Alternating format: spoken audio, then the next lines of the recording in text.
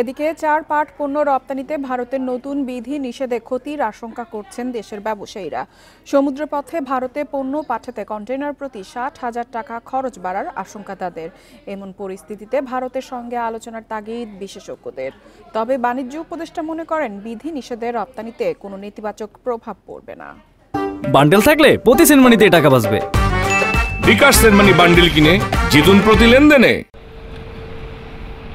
দেশের পাট ও পাট পণ্যের প্রায় ৯৯% স্থলবন্দর দিয়ে ভারতে রপ্তানি হয়, বাকি মাত্র ১% রপ্তানি হয় সমুদ্র পথে। তবে গত সোমবার বাংলাদেশ থেকে ৪ ধরনের পাট পণ্য স্থলবন্দর দিয়ে আমদানিতে বিধিনিষেধ আরোপ করেছে ভারত। বিধিনিষেধের আওতাভুক্ত পণ্য হল পাটের কাপড়, দড়ি, পাটের রশি ও পাটের বস্তা বা ব্যাগ।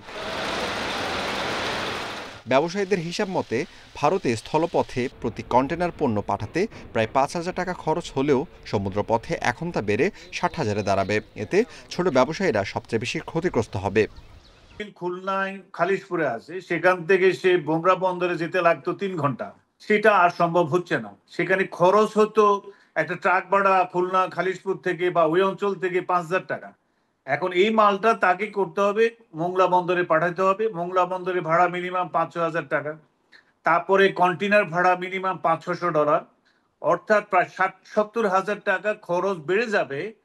ভারতের সঙ্গে সরকারকে আলোচনার তাগিদ দিচ্ছেন বিশেষজ্ঞরা। এছাড়া বাণিজ্য উপদেষ্টা জানান, এই নিষেধাজ্ঞায় দেশের রপ্তানির লক্ষ্যমাত্রা অর্জনে কোনো প্রভাব পড়বে না। Garments may be 10 times higher than jute ভারতের এক্সপোর্টের ক্ষেত্রে। সো ওনারা কিভাবে এটাকে ফেস করছেন বা এই চ্যালেঞ্জকে কিভাবে ওনারা নিরাময় করছেন, আমার ধারণা ওনারাই জবাব দিতে পারবেন। তবে আমার মনে হয় না যে এই ক্ষেত্রে কোনো সমস্যা আমাদের আছে। আমি মনে করি না এটা আমাদের রপ্তানি লক্ষ্যমাত্রার উপরে কোনো প্রভাব আসবে।